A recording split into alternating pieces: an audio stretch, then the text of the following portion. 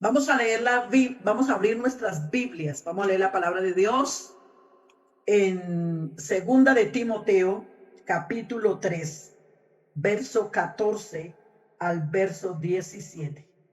Dice, pero persiste en lo que has aprendido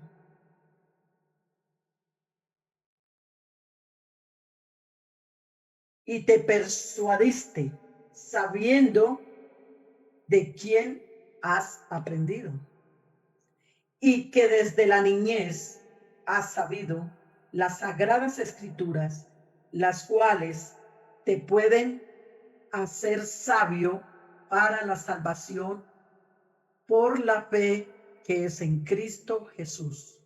Toda la escritura es inspirada por Dios y útil para enseñar, para redarguir, para corregir, para instruir en justicia, a fin de que el hombre de Dios sea perfecto, enteramente preparado para toda buena obra. Oremos. Señor Jesús, te damos gracias en esta noche por tu palabra. Te damos gracias por tu misericordia. Te damos gracias, Señor, por esta hora. En el nombre de Jesús yo te pido que ayudes a tu pueblo, que das sabiduría, conocimiento, entendimiento para entender lo que tú quieres decir esta noche. Aquellos hermanos que están cansados, fatigados, porque tal vez han tenido un día de mucho trabajo, dale descanso, toma su mente, su corazón, quita toda ansiedad. En el nombre de Jesús de Nazaret, envía tu palabra, envía tu palabra. Oh Dios, yo abro mi boca y tú la llenas, yo abro mi boca y tú la llenas, y toda la gloria, la honra y la alabanza será para ti, Jesús. Unge mi mente, mi corazón, mis pensamientos, que la palabra de Dios sea verdad en mi boca. Amén, amén. Bueno, mis hermanos, el tema de esta noche es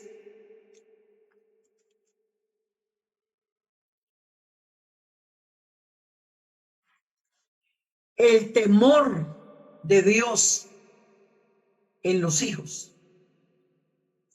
Pero yo he sentido, pues orando y estudiando un poco, he sentido, espero que me regalen de su tiempo y poder como dividir la enseñanza en dos partes. Porque al hablarle a los hijos del temor de Dios, de que tienen que tener un temor a Dios, que es como la base fundamental, creo, buscando la excelencia. Vamos a hablarle un poco a los padres, primero. ¿Qué tanto se le enseñó a esos hijos la palabra de Dios o qué tanto se les está enseñando? Entonces vamos a arrancar con esa primera parte para que después vayamos a ese temor de Dios, a mirar algunos jóvenes de la Biblia, cómo pudieron vencer, venían de hogares de mucha altura espiritual y cómo perseveraron. Pero estudiando, analizando, yo dije, no, tengo primero que hablarle un poco a los padres, porque hermanos, vean, yo siempre he dicho, el mundo de los niños está gobernado por el mundo de los adultos. Cuando yo escucho a un padre, a una madre decir, este muchacho, yo no lo aguanto, es insoportable. Y todavía un poco más fuerte, lo que le escuché a una madre una vez. Hermana Luz Marina, es que mi hijo es una basura. A mí me dolió mucho la forma en que ella trató a su hijo. Y yo le dije, perdón, hermana, con el respeto que usted me merece. Eso fue lo que usted crió, una basura. Hay una enseñanza por ahí que el Señor me dio. No sé si la habrás escuchado. Y suena como rara, como entendible en el momento. Como que no se entiende en el momento. Pero a medida que Dios me va llevando a explicar, se tiene que entender. Y es que en esa enseñanza yo le decía a los padres, el problema a veces más grave de los hijos son los padres. Y de pronto algunos se me van a escandalizar esta noche, pero no se me escandalicen. Déjeme explicarle. Porque si el Señor a nosotros nos hubiese entregado nuestros hijos grandes, yo creo que usted ya ha escuchado estas palabras que estoy diciendo en muchas enseñanzas que me ha tocado dar, pero por si no lo ha escuchado, o si no, Dios te lo quiere recordar. Si Dios nos hubiese entregado a nosotros nuestros hijos de 12 años que están comenzando esa etapa de la adolescencia, esa palabra adolescente quiere decir que adolece de experiencia, de conocimiento, de una nueva vida. Es como morir a una vida de niñez y comenzar otra etapa. Y es esos cambios emocionales, sentimentales, hormonales. Mejor dicho, es una etapa bastante difícil. Uno con los adolescentes no sabe a qué atenerse. Yo recuerdo que mi hija menor, yo le dije una vez, vea, de mis 4 hijos, tú vas a ser la mejor. Me dijo, sí, mami, ¿por qué? Yo le dije, claro. Porque de todas formas uno no estudia para ser papá ni para ser mamá. Y uno comete algunas fallas. No todas las equivocaciones son con malas intenciones. A veces la Biblia dice que hay caminos que al hombre le parecen derechos, pero de todas formas su fin son caminos de muerte. Le dije, pero mira, estoy tratando lo menos posible, ya ella está entrando a la etapa de la adolescencia, le dije, estoy tratando lo menos posible de equivocarme contigo. Porque de pronto las equivocaciones que tuve con tus 3 hermanos mayores, porque yo me casé muy joven, me casé de 17 años de una vez a la obra misionera, entonces me tocó muy duro. Yo no vine de un hogar cristiano, me convertí a los 13 años, a los 4 años me estaba casando con un misionero, no tenía ninguna formación, bueno, muchas cosas, y me casé y bueno, esos los hijos fueron como rapidito. Entonces, le di todas esas fallas que cometí con los mayores, algunos errores por falta de experiencia, contigo no los voy a cometer. Y si a pesar de algunos errores, hombre, Dios en su misericordia, ahí están caminando con Dios y bueno, ahí van con la ayuda de Dios. ¿Cuánto más tú? Que voy a tratar lo menos posible, me comprometo a equivocarme contigo porque la experiencia no improvisa y yo ya pasé un camino. Ah, bueno, mami. Yo me sentaba, dialogábamos, hacíamos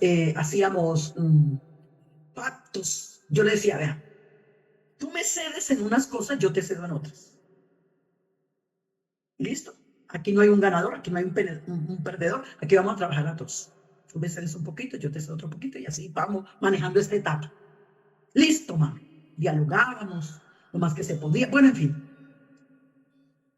Un día, créanmelo, yo le buscaba por toda parte para entenderla y no la entendía.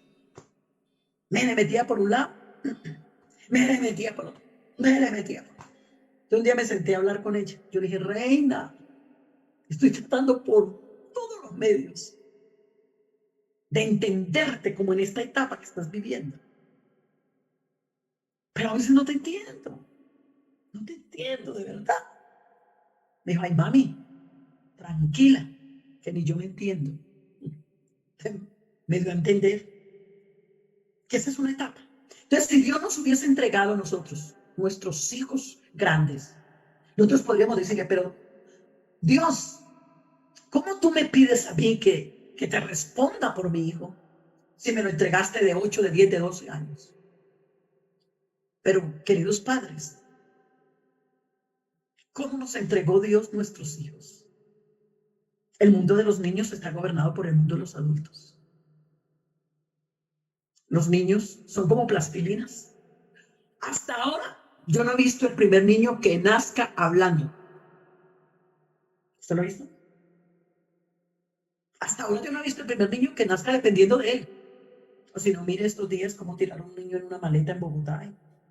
Y si no es porque la policía lo encontró, el niño había muerto. Es una dependencia total. total, 100%. Ellos no saben pensar, no saben hablar, no saben actuar. Es más, cuando están aprendiendo a hablar, ellos aprenden a hablar el idioma que nosotros les enseñamos. Por ejemplo, si un niño nace aquí en Colombia y lo mandamos para Francia a los 3, 4 años de edad, y el niño nunca habla español, y llega por ahí cuando tenga 9, 10 años hablando francés. Entonces la gente que lo conoció decía, ay, pero mira este cómo las tira. Nació en Colombia y mire, es que hablando puro francés, no habla el español. Porque seguramente como se llevó tan pequeñito, el niño nunca más escuchó el español. O sea, no escuchar el español, sino que comenzó a escuchar el francés. Por eso es que es tan aconsejable que los idiomas, ojalá los niños aprendan desde niños, porque hay una facilidad de entender, de vocalizar, de hablar, en fin. Entonces, el niño no volverá a hablar el español, a no ser que lo escuche y lo aprenda. Porque el oído se agudiza y se sustenta con las cuerdas vocales para hablar lo que él escucha, lo que él ve.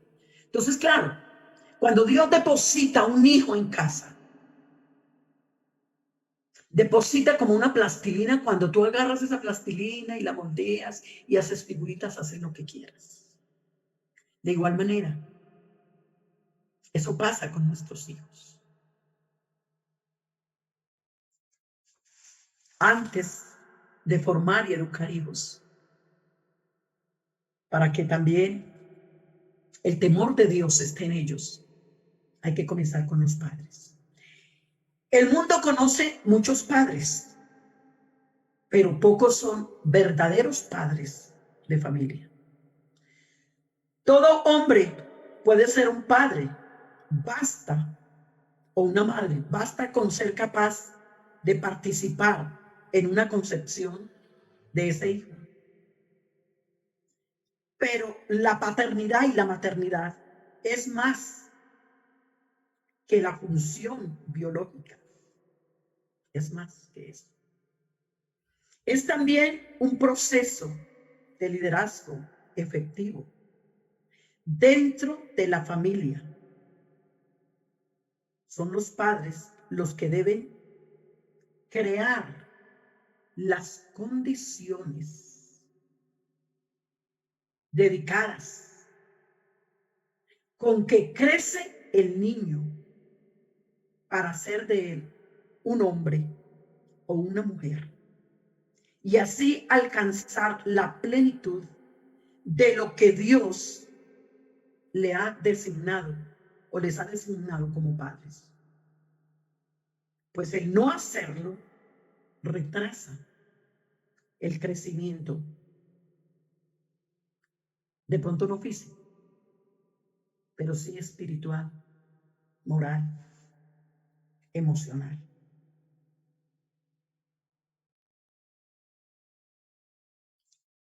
La familia cuyos padres no tienen un liderazgo eficiente se enfrentan a problemas constantes.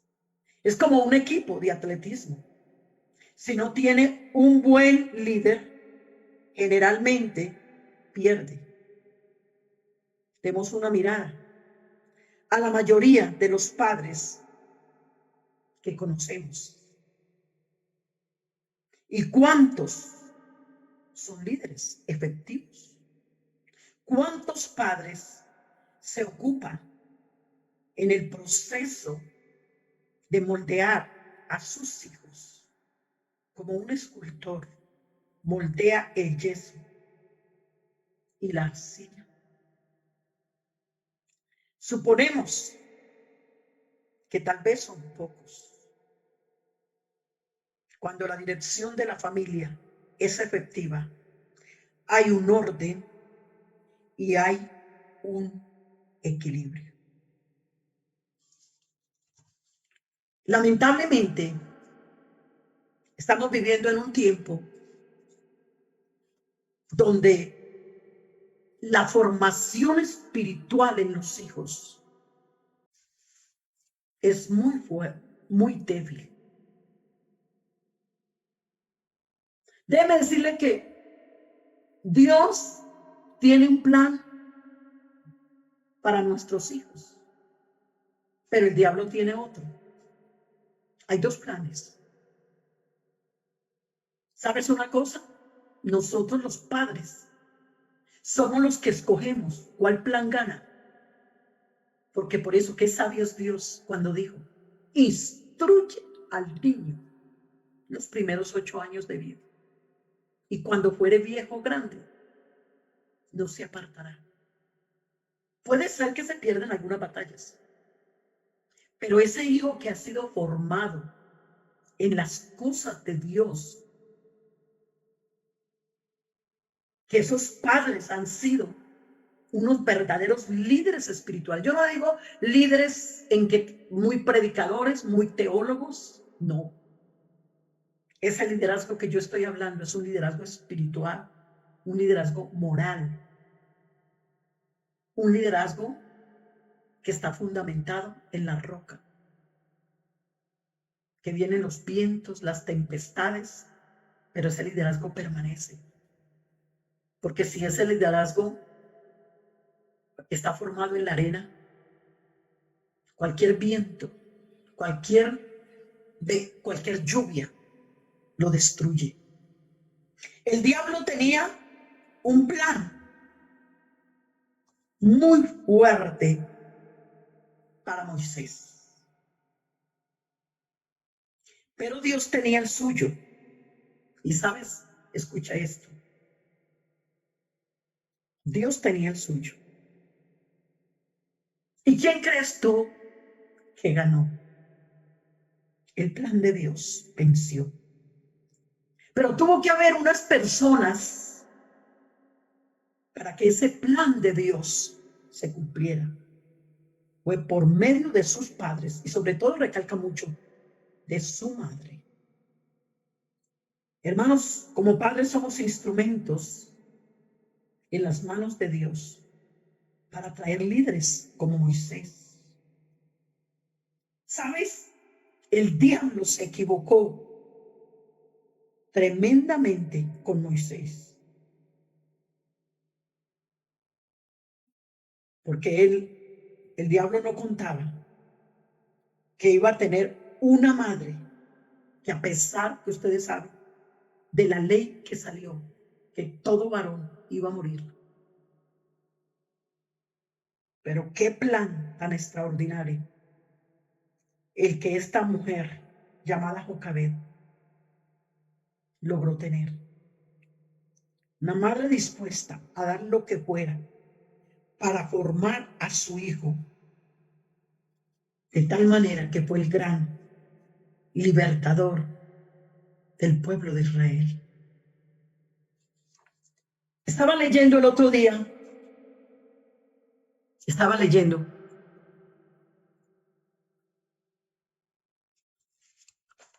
que las familias israelitas, las familias fieles, tenían una costumbre y comenzaban a transmitirle a sus hijos bendición, así como lo hizo Jesús. Cuando le trajeron los niños a Jesús, algunos de los discípulos estaban incómodos. Ay, Señor, esos niños molestan. Retírenlos, quítenlos. Oiga, y el Señor tan ocupado como se mantenía con tanto trabajo. Sin embargo, le dio un lugar muy especial a los niños. Le dijo, un momento, déjenlos, no los despidan, no los echen, no los boten. Eso es lo que dio a entender en griego esa palabra. Cuando él dice, déjenlos venir a mí, no les estorben, es no los molesten, no los boten, no los dañen. Déjenlos venir a mí, porque de los tales es el reino de los cielos. Y es más, Jesús dijo, y si uno de ustedes, y si ustedes no fueren como uno de ellos, no podrán heredar el reino de Dios. Cómo me gusta esta escritura que acabamos de leer, pero persiste tú en lo que has aprendido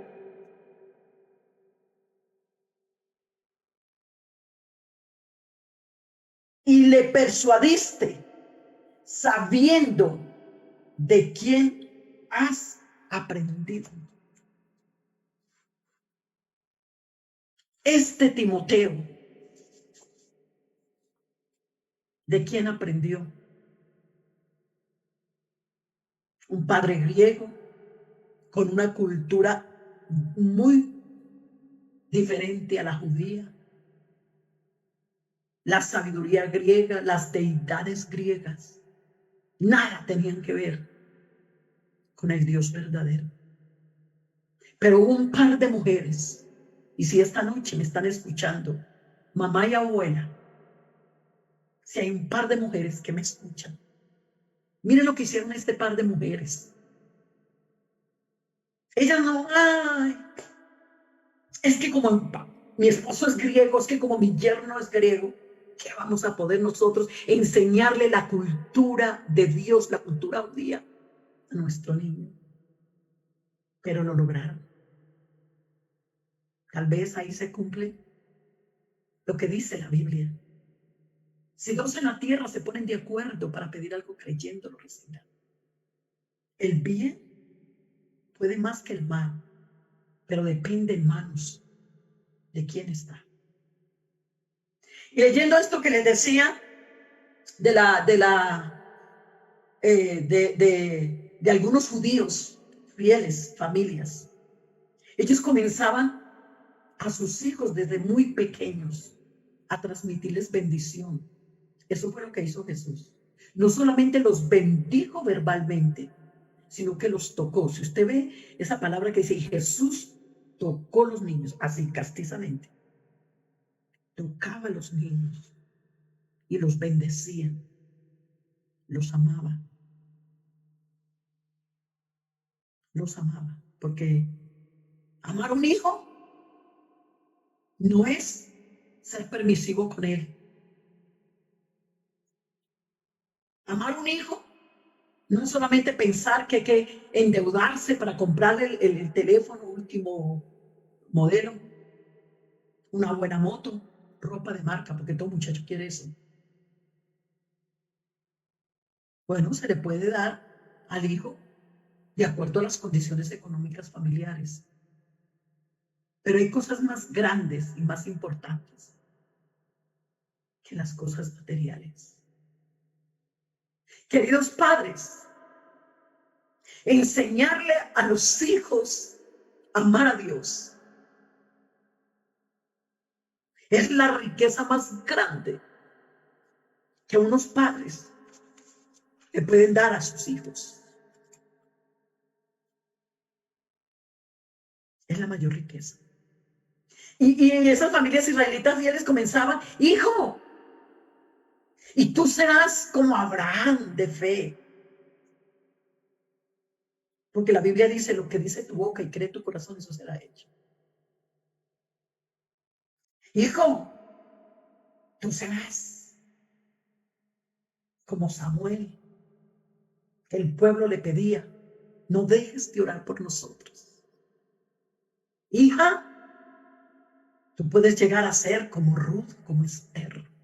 Y les traían a la memoria todos esos líderes de la Biblia, espirituales que no son de tanta inspiración. Y les nutrían psicológicamente y espiritual y emocionalmente este tipo de palabras. Y quiero, antes de entrar a la parte de los hijos, hablar de algo que me ha preocupado muchísimo, ese descuido en los hogares por el altar familiar.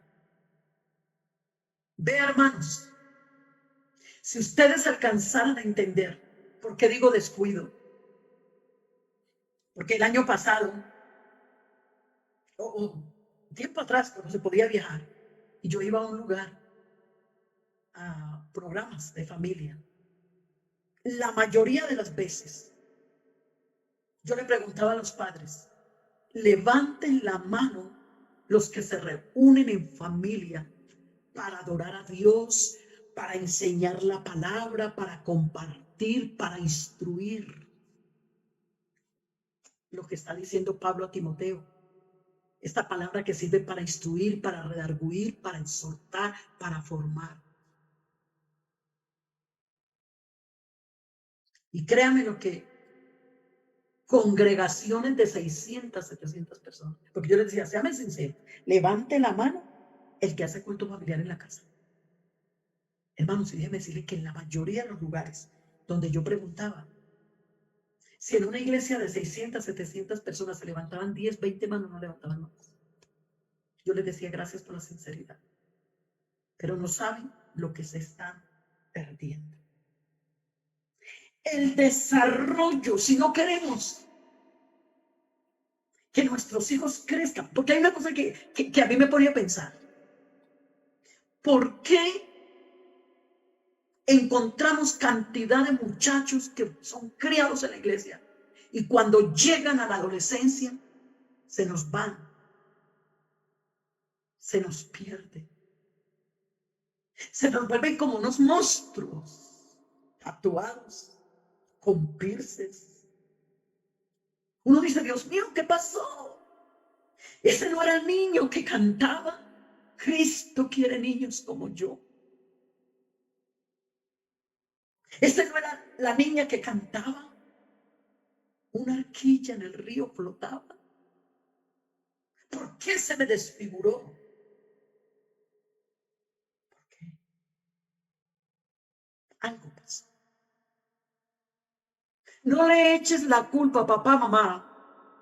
No le eches la culpa a la iglesia. Porque ¿dónde pasa más tiempo tus hijos? ¿En la iglesia o en la casa? La iglesia, el día domingo tiene su trabajo de escuela dominical. Y cuando en los cultos que llevas a los niños al culto, pero la mayoría de los niños se distraen porque ellos tienen una capacidad de prestar atención de acuerdo a la edad a cierto tiempo. Pero ellos pasan más en casa. Y en el desarrollo de la familia, escúcheme esto, es indispensable el altar familiar. La primera congregación que deben de tener nuestros hijos es el hogar. Y yo te lo digo por experiencia propia. Un hogar donde ha habido oración, instrucción en su niñez. Fallas, de pronto hemos tenido. No hay padres perfectos. Nosotros como padres, mi esposo y yo, pudimos habernos equivocado en algunas cosas. ¿Quién no? Hay hermanos de mi alma, pero si algo nos ayudó a nosotros, fue que en mi casa nunca faltó el culto familiar. Vean, hermanos, en el culto familiar nosotros teníamos unas experiencias con Dios. Allí mi hijo aprendió a tocar la batería, eso sí, en las tapas de las ollas quedaron así. Mis hijas aprendieron a cantar, aprendieron a predicar. Porque había un devocional, sacábamos tiempo, porque cuando usted le dice, a ver, rapidito, traigan la Biblia, vamos a leer el Salmo 91, hay una oración, vamos a cantar un coro, ya, rapidito, porque estamos llevando. Nosotros decíamos, va a haber un culto familiar, preparémonos. Nos preparamos mi esposo y yo. Algunas veces mi esposo daba la enseñanza, otras veces la daba yo, y otras veces hacíamos balotas. ¿A quién le toca predicar? ¿A quién le toca? Y una vez, una de mis hijas mayores estaba viviendo una cierta situación de la adolescencia, en esa lucha de esa identidad cristiana. Entonces hicimos las balotas. Entonces, a ver, cada uno saque qué le corresponde en el culto. Y les damos tiempo para que cada uno se prepare. Y luego nos reunimos a hacerle altar al Señor. Y ve, hermanos. Y resulta que ella, la que estaba viviendo como ese momento, le tocó predicar. Y cuando a ella le salió que le tocaba predicar, y le dijo, mami, no, papi. No, yo no. ¿Por qué? No, es que yo no estoy en condiciones de predicar. Le digo, no, es que tú no vas a predicarle a la iglesia. Es un culto familiar. Di lo que tengas que decir, que Dios te ponga. Pero antes de sacar la balota cada quien, se hizo una oración. Señor, escoge al que va a exponer la palabra de tu cuartilla. No te preocupes, da lo que tienes. Bueno, ya se fue al cuarto, se encerró allá el tiempo que se le dio a mirar qué iba a hablar. Y cuando comenzó a predicar, terminó predicándose para ella. Dios es bueno, Dios es maravilloso. Recuerdo que una palabra que decía, Dios es maravilloso, nos ha bendecido, nos ha salvado, me ha dado una familia excelente, nos ha dado una congregación muy linda. Yo soy muy desagradecida. Terminó y comenzó, ella era muy dura para llorar. De mis hijos, como que la que menos era sensible era ella. Hermano, pero ahí hablando la palabra, el Señor la tomó y comenzó a llorar.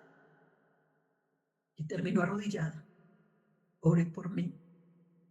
Y esa noche, el Señor le dio la victoria. Comenzó a tener una experiencia muy linda con Dios. Las familias israelitas compartían el pan, escuche, en la mesa. Porque esto les traía, aprovechaban la mesa, según la costumbre de su tiempo, no como las nuestras, eran como en el piso, abajo, sentados. Y aprovechaban para comer el pan, compartían el pan, y eso significaba para ellos comunión, relación y altar familiar. Se parecen las familias, algunas, de hoy en día, que cuando se sientan a comer en la mesa, se sientan a criticar. O si el muchachito está mal en el colegio, apúrate a comer que apenas termine te espera la juguetera. Tomamos la mesa como cualquier cosa. Para los judíos, para los hebreos, esto era lugar de reverencia. Comían el pan en la mesa, compartían y luego se paraba el papá y presentaba ese sacrificio a Dios en familia. Y de ese cuento de Abraham, yo no encuentro que la Biblia diga que donde llegaba Abraham, Sara era la que hacía el altar. Tampoco encuentro que donde llegaba Isaac, Rebeca era la que hacía. Era el hombre. Y es más, mire Job, ¿quién era el que presentaba a sus hijos todos los días? Era él.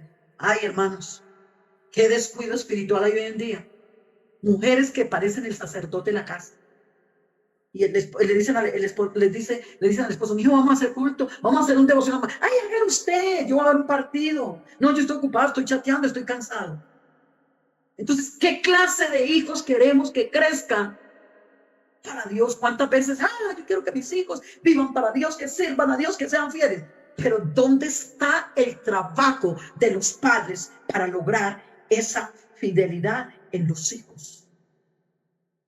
Imagínense que en los tiempos antiguos, en el tabernáculo, se colocaban los 12 panes, un pan por cada tribu que representaba como la familia.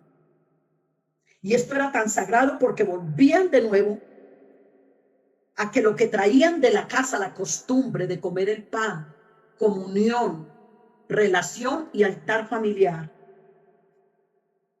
Y todo el pueblo hacía esto en el Antiguo Testamento. Pero en el Nuevo Testamento, ¿sabe que Jesús también lo practicaba? Cuando él iba a la casa, iba a las casas, se sentaba a la mesa, compartía pan. Y allí compartiendo el pan, Jesús aprovechaba, instruía, enseñaba, formaba y moldeaba. ¿Se acuerda que en una ocasión salieron diciendo, es comilón, es bebedor? Lo juzgaban.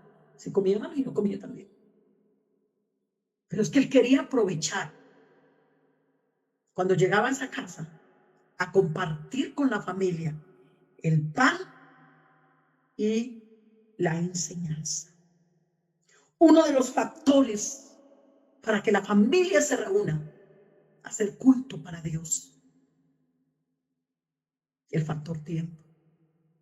Pero ya para pasar a los hijos, yo te quiero pedir un favor. Hazte un propósito después de esta semana de familia.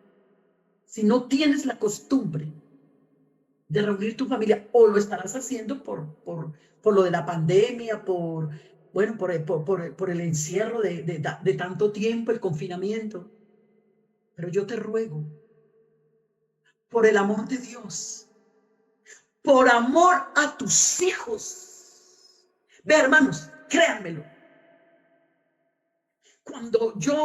Por eso yo, cada vez que voy a un programa de familia, yo hago esta pregunta, porque para nosotros el culto familiar fue tan sagrado. Yo podría pasar, pero bueno, el tiempo no me da para contarles las experiencias que yo tuve con mis hijos en los cultos familiares. Es más, una de mis hijas, hacíamos programas y nos repartíamos con mi esposo y el copastor de la iglesia, éramos pastor en la central de Bogotá. Y pedíamos que las familias se reunieran con los hijos en familias. Y un día yo me fui a un devocional, a una casa de familia. Me fui para compartir con esa familia palabra, oración. Es que la familia que ora unida permanece unida. Y en esa casa, una de mis hijas recibió el Espíritu Santo. En el culto familiar, mis hijos aprendieron a orar por otros. Mi hijo varón tenía como 8 años. Y había un hermano en la iglesia que no tenía trabajo. Y entonces, como manejamos peticiones, el niño dijo: yo pido oración por el hermano Edilberto. Me acuerdo que el hermano llamaba Edilberto. Yo pido oración por el hermano Edilberto. Y así, un poquito chistosamente, dijo: para que el Señor le provea trabajo, porque él era muy amiguito de sus hijos. Y sus hijos me dijeron que no, su papá no tenía trabajo, y el hermano es gordito y bien comiloncito. Y vamos a pedirle al Señor para que le provea el trabajito. Él lo dijo así, como las palabras de un niño. Yo tengo todavía en mi mente, y estoy hablando de hace más o menos 35 años, cuando mi hijo comenzó, ese niño de 8 años, comenzó esa oración y oró por esa familia. Señor, proveerles el trabajo. Señor, bendícelos. Y en mi casa se aprendió a orar por otros. Alabanzas al Señor. Al domingo siguiente, cuando llegamos al culto, el niño vio al hermano, mi hijo Reinel David, y se fue y lo abrazó. Dijo: hermano, Dios me lo bendiga. Hermano, ¿sabe qué? Esta semana en el culto familiar, yo le dije a mi papá, a mi mamá, a mis hermanas, que oráramos para que el Señor le proveyera trabajo. Y a los 8 días ese hermano tenía trabajo. Ese hermano dice: eso me marcó. Hermanos, yo le invito, haga que el día que sus hijos se vayan de la casa, se lleven esos recuerdos. Es muy duro cuando los hijos se van. Yo me acuerdo lo que me enseñó la maestra. Amén, que recuerden eso también. Pero es más profundo cuando los hijos dicen: me acuerdo. Yo recuerdo cuando mi hijo varón se fue para Estados Unidos, se fue a estudiar. Los primeros días quería regresarse, porque llegó a un instituto donde solo se hablaba inglés y él no sabía. Y estaba a punto de regresarse. Esa presión de cambio, de clima, de cultura, de amigos, todo. Pero una noche, sintiéndose en ese cuarto donde estaba en ese instituto solo, se arrodilló. Estaba viviendo un momento difícil. Y se acordó. Y comenzó a citar: Jehová es mi pastor y nada me faltará. Y comenzó a citar el salmo. Y cuando terminó el salmo, sintió fortaleza. Y los 2 días nos llamó y dijo: mami, papi, estaba que me regresaba, pero me acordé el salmo que me enseñó mi papá. Porque yo recuerdo que mi esposo dijo: bueno, vamos a enseñar el Salmo 23. A ver, Reinel David comienza a leer el Salmo 23. Él está muy pequeño, aprendiendo a leer. Jehová es mi... ¿A qué hora iría a terminar?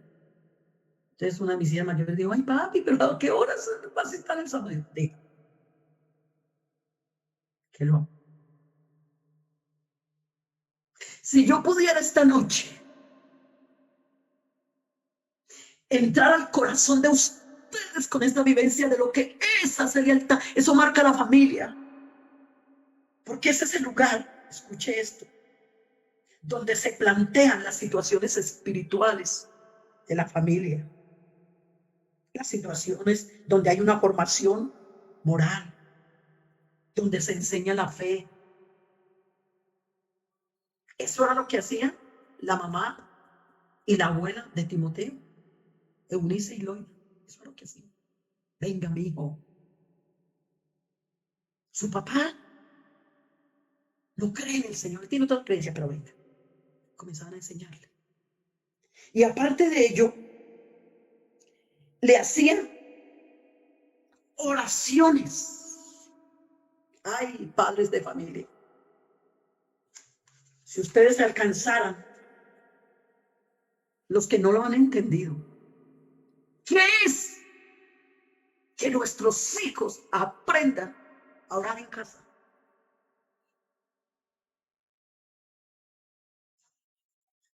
Hay un misionero, el hermano misionero de Holanda, el hermano Fortunato. Y ya voy a entrar a los hijos. Su niña tenía como unos 6 añitos cuando ellos llegaron a Italia. Y la mamá estaba embarazada esperando a su segundo hijo. Y salieron por la calle. Y ella vio a una mujer italiana. Y el Espíritu Santo le dijo, háblale. Entonces ella la saludó en italiano y comenzó a hablarle de Jesús. La señora dijo, ay, yo vivo muy triste porque es que yo no tengo hijos.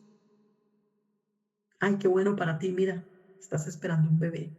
Yo no tengo hijos, soy estéril. Y la niña de 6 años le dijo, señora, si tú me permites, porque ella es así, esa niña tiene una profundidad. Si tú me permites, yo te voy a contar una historia bíblica que me enseñó mami. Había una mujer llamada Sara y le explicó, dijo, el Señor le regaló un hijo a pesar de que tenía más de 90 años. Ah, pero tengo otra historia. Había otra mujer llamada Ana y se fue al templo. Le contó la historia. Y la niña le puso la mano en el vientre. Le dijo, Señor, en el nombre de Jesús tú vas a tener un hijo. Bueno, se anotaron los teléfonos entre la mamá y mamá. Como a los 2 meses, la hermana Jenny recibe una llamada. Era la señora. Ay, ¿con quién hablo, Jenny? Sí. Ay, Jenny, yo quiero verme contigo. Es que quiero decirte que estoy embarazada. Estoy comenzando un embarazo. ¿Será que no podríamos atrevernos en este tiempo a pedirle a Dios niños que Dios los use? ¿Qué impide el culto familiar, el devocional? Lamentablemente lo que está uniendo las familias hoy en día es la tecnología. ¿Y sabes qué dice Jeremías? Dice, la muerte ha entrado por las ventanas, redes sociales, y está matando a los jóvenes y a los niños. Es triste. Por eso, antes de hablarle un poco a los hijos del temor de Dios, es que nosotros los padres tenemos una responsabilidad. Esos muchachos que cuando llegan a la adolescencia y se apartan y se vuelven nada, es porque en la casa no se les dio alimento espiritual. Allá se criticaba, allá se peleaba, allá se discutía, y porque los padres no tenían una altura espiritual, menos oración. Eso es lo que hace que los muchachos pierdan el temor de Dios también. Pero cuando un papá y una mamá están bien ubicados y logran enseñar y formar sus hijos, pueden lograr cosas maravillosas. El hacer lo que unos padres puedan hacer por su hijo. Lo que hagas por tu hijo lo estás haciendo por ti mismo. Porque mi hijo o mi hija es mi otro yo, en el cual se dilata y se forma eso que se quiere transmitírsele a ellos. ¿Sabían ustedes, hermanos? Somos transmisores de una generación a otra. Por ejemplo, en el valle. No es la generación de ahora, o ustedes, que salieron con el aborrajado, el sancocho bayuno, el champús. Es que hace muchos años, una generación muy allá, bisabuelos, tatarabuelos, qué sé yo, comenzaron con las costumbres de ese alimento. Y esa generación se la transmitió a la otra, y la otra a la otra, y la otra a la otra. Y por eso ahora los bayunos, de igual manera en Antioquia. La bandeja paisa, la mazamorra, eso no es de ahora. La arepa, eso viene mucho y se la transmitieron.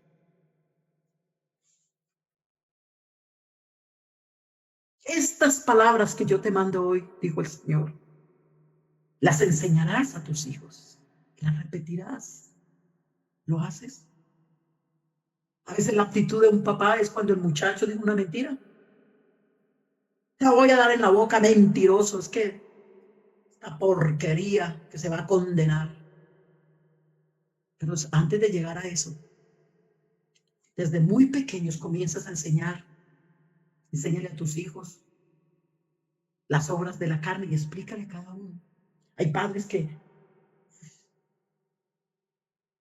son estrellas afuera, perdóneme, pero estrellados adentro. Afuera dan unos mensajes y revolucionan. Y, uy, qué líder, qué mujer, qué hombre.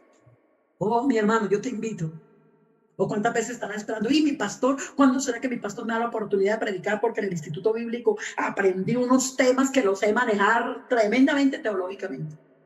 ¿Y tu casa qué? ¿Qué nos ganamos nosotros con andar preocupados que afuera todo el mundo esté formado cuando lo de adentro está acabado? A mí me preocupa cuando yo veo esos padres de familia que son de tanta bendición afuera y mueven masas, pero no mueven su casa. ¿Por qué no la mueven? Piénsalo en esta noche. Hermanas, que mis hijos son rebeldes. Como una hermana que la hermana que un día estaba en un programa en una iglesia. Y hermana, es que le traigo a esta niña, le traigo a este demonio para que ore por él. Demonio, yo es una niña. Sí, hermana, es que es un demonio esa niña. Me intentó pegar hoy, una niña como 11 años, 10 años. Yo tenía un dulcecito, un caramelo en un bolsillito. Y le dije a la niña, ¿quieres? Dijo, sí. Le dije, listo, te doy el caramelo y tú te me vas para atrás y me esperas y esperas a mamita. ¿Ya listo? Sí, señora. Le dije, hermana, ¿usted por qué trata a su niña así? Hermana, es que es una jorobera, es una tarabita. Le dije, siéntate, vamos a hablar. ¿Y usted no va a orar por mi niña? Le dije, no. Cuénteme, ¿quién es usted? ¿Cómo criaron a la niña? ¿Qué tiene que ver? Le dije, mi reina, mucho, mucho. Es más, cuando yo atiendo problemas de matrimonios, antes de escuchar la pareja, los problemas que están teniendo, yo le digo, cuénteme cómo te criaron. Porque como la personalidad y los caracteres se forman en casa. Y a veces traemos cosas, cadenitas que nos han renunciado a ellas. Entonces eso lo aplicamos. Es más, que esto es larguísimo. Pero bueno, no quiero andar más en esto. Le dije, hermana, cuénteme cómo es su carácter. Me dijo, ay, no, hermana, eso sí. Cuando a mí me da ira, me provoca ponerle la solleta a mi esposo en la cabeza. Le dije, mi reina, arrodíllate porque el demonio lo tienes tú. Y así es. A veces las hermanas nos traen los niños, hermano, pastor, hermano Franco, hermana Diana, ore por este muchacho. Que es un rebelde, es un grosero. Pero resulta que el papá es rebelde y grosero.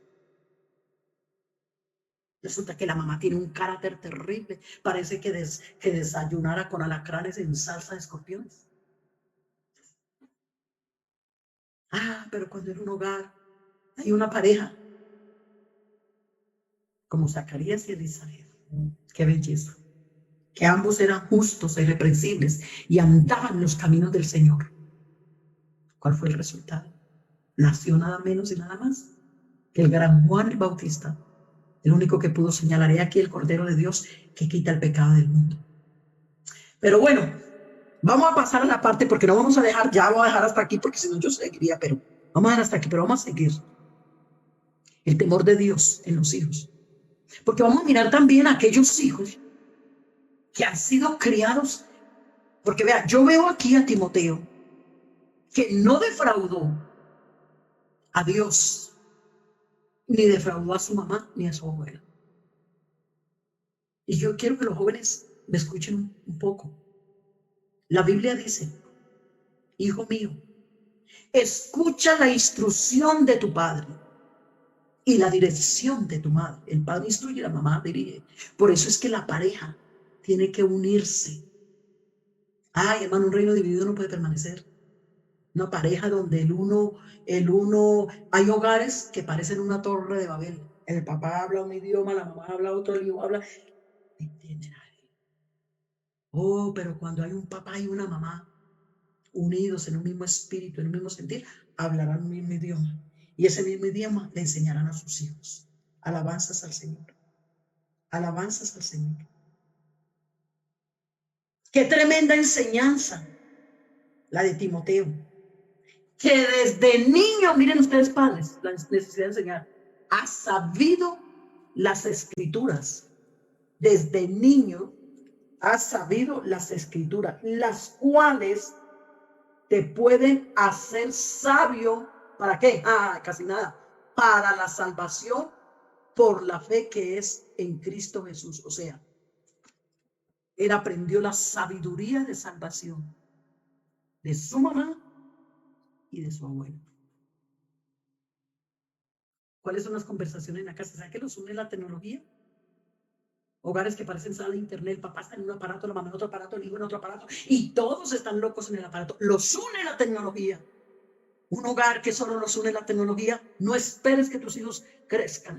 Cuando ellos lleguen a la adolescencia, se te van a salir de las manos. Oh, pero cuando un hijo llega a la adolescencia, y a pesar de que tiene sus altibajos, sus cositas, pero ahí, hasta que pasa al otro lado, es porque hubo una mano, primero la de Dios y luego la de un padre, de una madre. Pero qué bueno que los muchachos también puedan entender. Por ejemplo, Timoteo, mire usted, hijo espiritual de Pablo. Pablo llegó a esa casa y desde que vio a ese muchacho dijo, uy, aquí hay material, aquí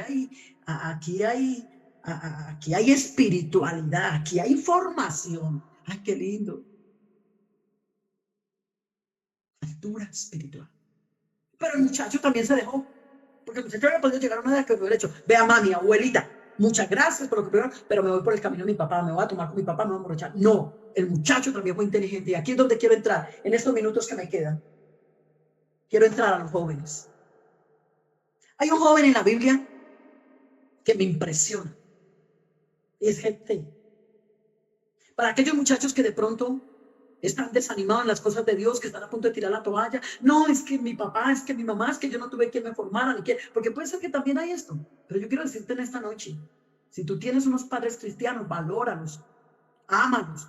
Es más, yo le decía a un joven que un día estaba quejándose contra su mamá y su papá, yo le dije, mira, ¿por qué no aprovecha? Ahí, hermanos, es donde en el culto familiar los hijos pueden compartir. Hay familias que no dialogan, pelean. En el culto familiar se dialoga.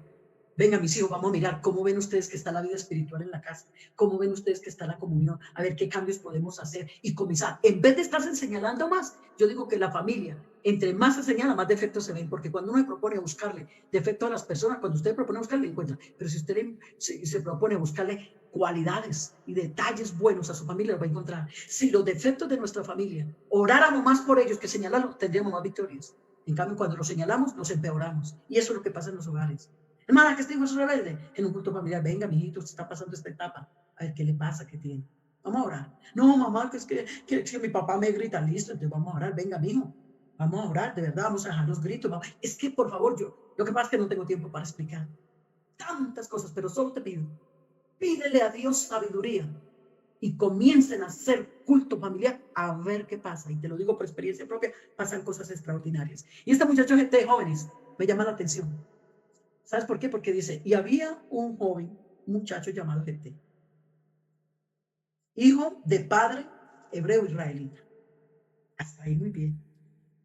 Dice, esforzado y valiente, hijo de padre hebreo. Parece que hasta ahí suena muy bonito. Esforzado, valiente, papá israelita.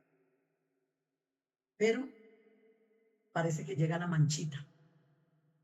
Pero su madre era ramera. Qué pesado, qué fuerte. ¿Quién querrá que diga los defectos y las cosas de la mamá, si los tiene así de esa forma?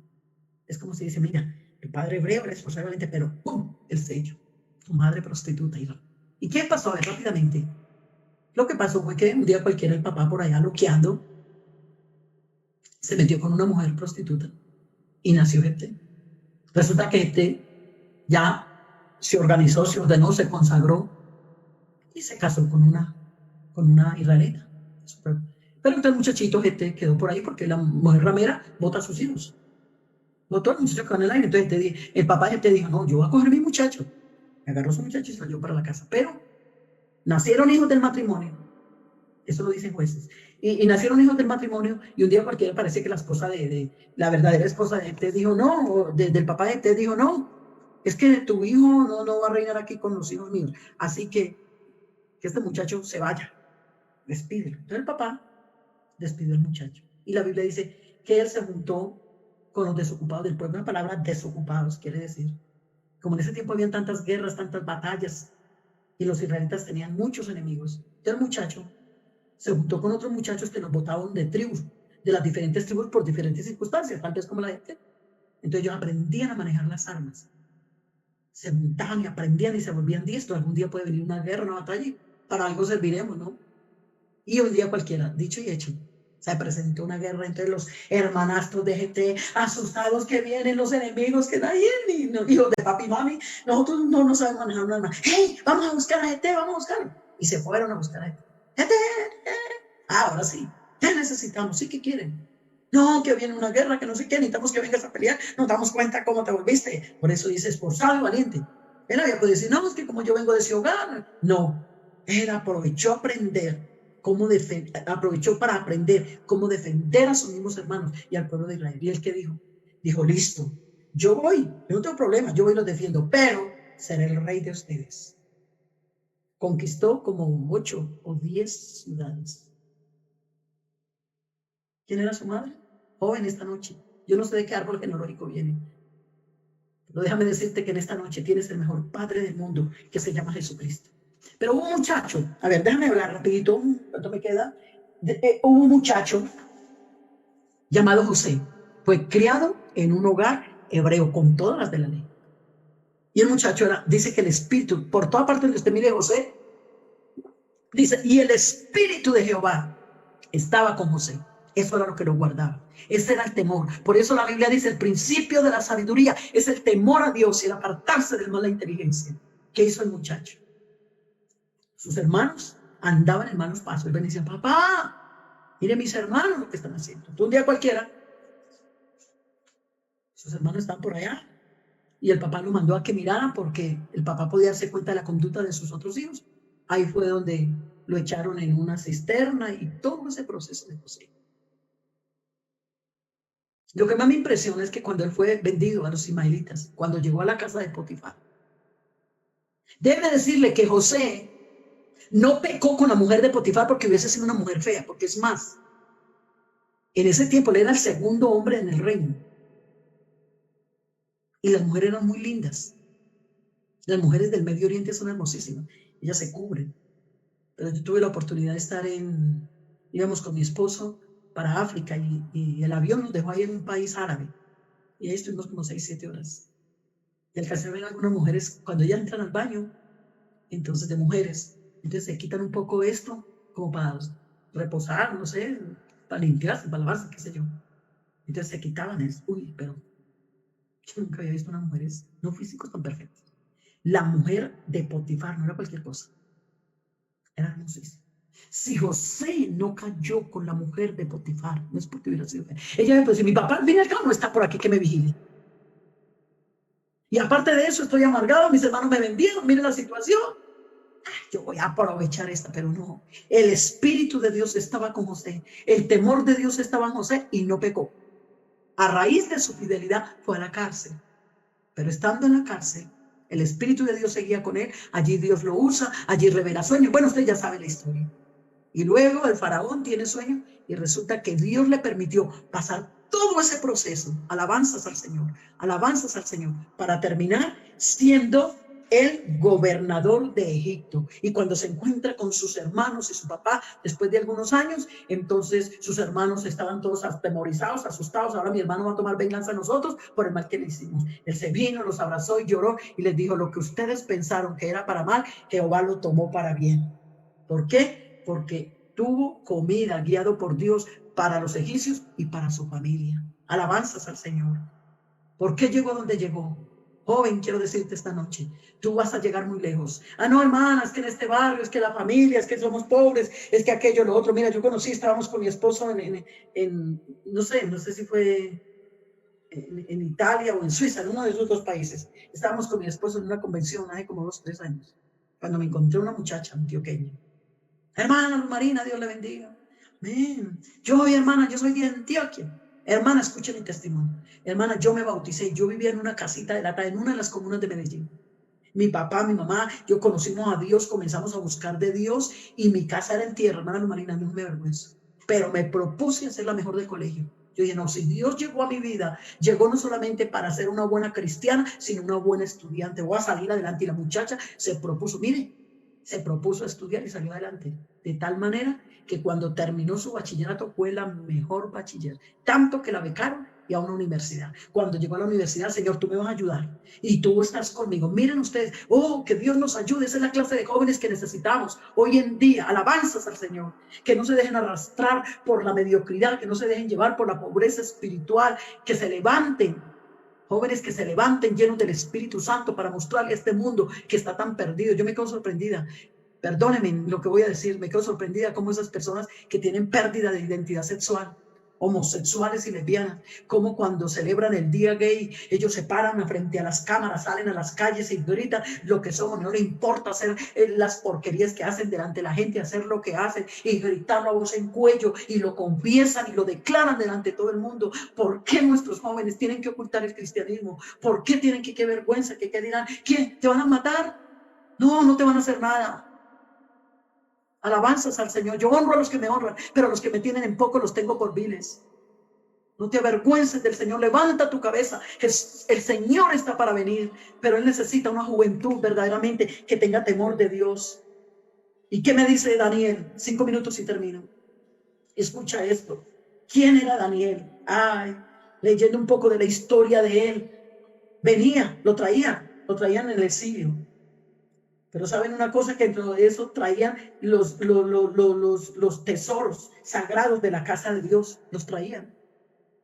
Pero esos jóvenes llegaron ahí al palacio, pero déjame decirte que los escogieron porque eran sabios, porque eran inteligentes y porque eran intachables, porque los necesitaban para traerlos al palacio. Qué tremenda enseñanza podemos tener de que sí se puede vivir para Dios, que sí se puede tener para Dios, que ser intachable. Usted podrá mirar ahí, hasta los nombres se los cambiaron. Daniel y sus otros compañeros. Daniel quiere decir, Dios es mi juez. Ananías, el Señor tiene conmigo esa gracia. Misael, alguien que viene de Dios. Azarías, el Señor es mi apoyo.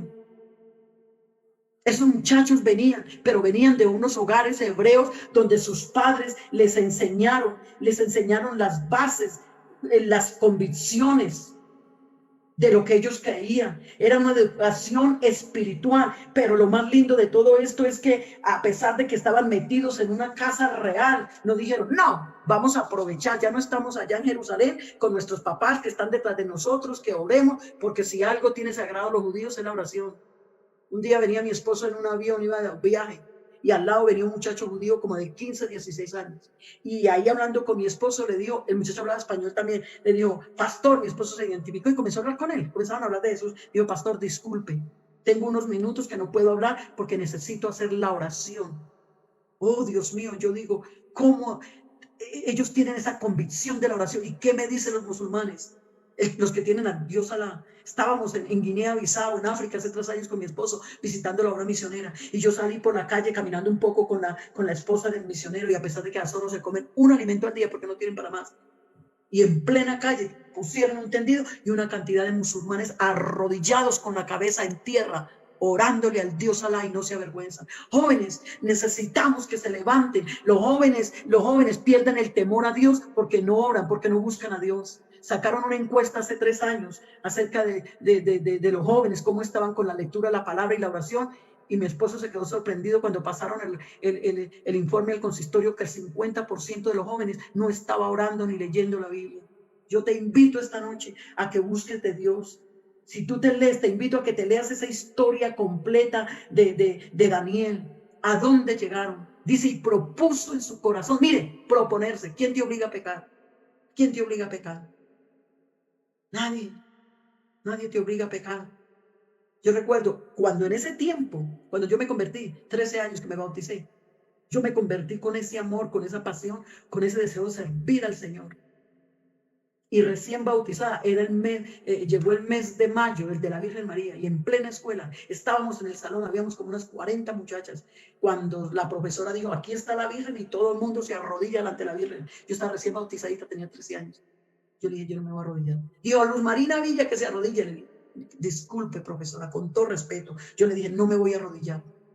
¿Por qué no se va a arrodillar? Porque ya conocía a Jesucristo.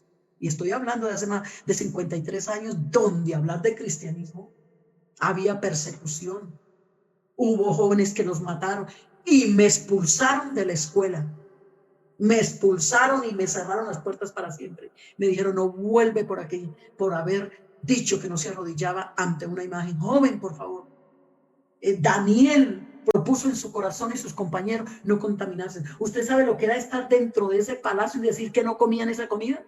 Pero cuando estaban llenos de la gracia de Dios, cuando ellos dijeron, no comemos esa comida con mucha cortesía, sin echar sátiras, no, vea, si ustedes nos dan este alimento, si nos dan una comida diferente, porque la comida que en el palacio les ofrecían, la dedicaban a otros dioses. Pero ellos dijeron, vamos a comer sobre todo unas semillas, algo que fuera puro, lo de la tierra, porque no querían contaminarse. ¿A dónde los llevó Dios? Ahí no los encontramos. Cuando el horno de fuego ardiendo, que si no adoraban esa imagen, y ahí prefirieron los 3 que los tiraran. ¿Por qué? Porque tenían una convicción de lo que era Dios. ¿Y qué me dice Daniel? Alabanzas al Señor. Cuando dice en el capítulo 6 de su libro, cuando dice que estaban buscando de qué señalar a Daniel y no lo encontraron, de qué señalarlo. Y dice que no encontraron de qué señalarlo. Y entonces al último dijeron, pero si hay una cosa que tenemos de qué señalar. Vea, rey, ¿por qué no saca un edicto? Que durante 30 días no se haga petición a otro Dios, no se ore a otro Dios más que a ti, oh rey, que todos te adoren. Y claro, le alimentó el ego, le alimentó el yo. Y sacaron el edicto. Oh, bendito sea el Señor. ¿Y qué dice la palabra de Dios? ¿Qué dice la palabra de Dios? Que cuando Daniel escuchó eso, Daniel, es que son 30 días. No te estamos diciendo que dejes de orar toda la vida, que son 30 días. Pero él dijo, ni un día, porque si he sido fiel, si he tenido sabiduría y conocimiento para interpretar los sueños, es porque mi relación con Dios, de él vienen las revelaciones. Cuando Nabucodonosor mandó a decir que todos los sátrapas, que todos los que adivinaban y toda esa gente, que si no le decían el sueño como era, los mandaba a matar, adivinos y los que fueran. Y si usted se lee el libro de Daniel, dice que Daniel fue y buscó a sus compañeros y les dijo, vamos a buscar a Jehová de los ejércitos. Mire, un líder moviendo a los jóvenes a orar. Como necesitamos jóvenes en la iglesia, líderes de oración. Es triste cuando a veces uno encuentra a los jóvenes en la iglesia. Vamos a liderar para un partido, vamos a liderar para ir a cine. Las almas perdiéndose, falta de oración, de ayuno. El Señor está para venir. Jóvenes, necesitamos que se levanten jóvenes como Daniel en este tiempo. Y dice que cuando él escuchó ese edicto, ¿qué hizo? Se fue y abrió las ventanas como solía hacerlo. Alabanzas al Señor, alabanzas al Señor, alabanzas al Señor. Y dice que fue y abrió las ventanas como solía hacerlo. Y comenzó a orar como quien dice, tírenme allá a los leones hambrientos, pero no dejaré de orar. Y allá lo tiraron, pero usted ya sabe el milagro. El Señor cerró boca de leones, apagó fuegos impetuosos, y que la fidelidad de él lo llevó a que el rey decretara que todos se inclinarían y adorarían al Dios de Daniel. Su testimonio sirvió para que toda una nación reconociera a su Dios. Bendito sea el Señor. Esa es la clase de jóvenes que el Señor necesita. Y un minuto más para terminar. Dios no necesita jóvenes como Sansón. Mire, Sansón fue criado en un hogar con una firmeza espiritual muy grande, porque ese muchacho fue anunciado. Sus padres hablaron con Dios, Dios habló con sus padres. Le dijo, no beberá vino ni sidra, será nazareo desde su nacimiento. Y los papás con ese cuidado criaron al muchacho, pero cuando llegó a grandecito, como pasa con algunos jóvenes, se reveló. La mamá le dice un día y el papá, mi hijo, te vemos ennoviado por ahí con una filistea, cuidado. El Señor desde un principio ha prohibido esas relaciones con otras personas. Cuidado, mi hijo. Ay, mamá, esa es la que me gusta y punto. Qué triste que a veces los jóvenes con esa rebeldía contra sus padres, el papá, la mamá le dice, mi hijo, cuidado con esas amistades. Ay, pero mi papá se molesta, mi mamá se molesta. Lo que están haciendo es cuidando tu vida espiritual, tu salvación en esta noche. Joven, ¿y cómo terminó Sansón? Un hombre voluble, un hombre de mal carácter, un hombre lleno de lascivia. Solamente 3, 4 capítulos habla de la vida de Sansón, pero qué desorden de vida. En manos de 3 mujeres estuvo. El seductor fue seducido y quedó en las rodillas de Dalila. ¿Cómo terminó Sansón? El líder que Dios había anunciado que iba a ser el líder de Israel para librar al pueblo de los filisteos, terminó burlado, sin ojos. Oh, qué tristeza. La última parte que habla de la vida de Sansón dice, y los filisteos, estando Sansón en la cárcel ciego, los filisteos dijeron, tráiganos a Sansón para que nos divierta. El hombre que Dios había escogido para su honra y su gloria quedó burlado, quedó pisoteado, porque como dijo alguien, así le paga el diablo el que bien le sirve.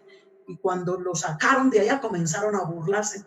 Pero en esa vida de Sansón solamente aparece que ora 2 veces. La primera vez cuando mató a 1000 personas con la quijada de un burro. Oh Jehová, haz que tu siervo que tiene mucha sed, que hizo esta hazaña, agua, y salió la agüita. Y la segunda oración es cuando ya estaba ciego. Oh Jehová, ahora que caiga todo esto y que acabe con todos, y que para yo vengar mis ojos, porque le importaba más sus ojos.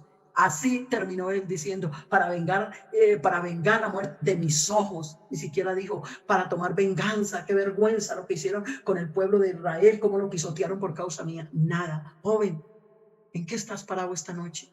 ¿A dónde quieres llegar?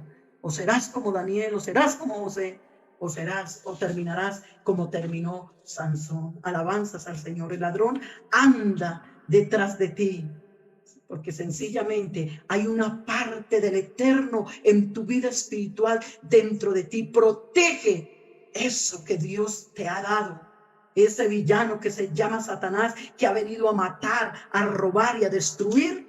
Déjame decirte que en esta noche tú escoges.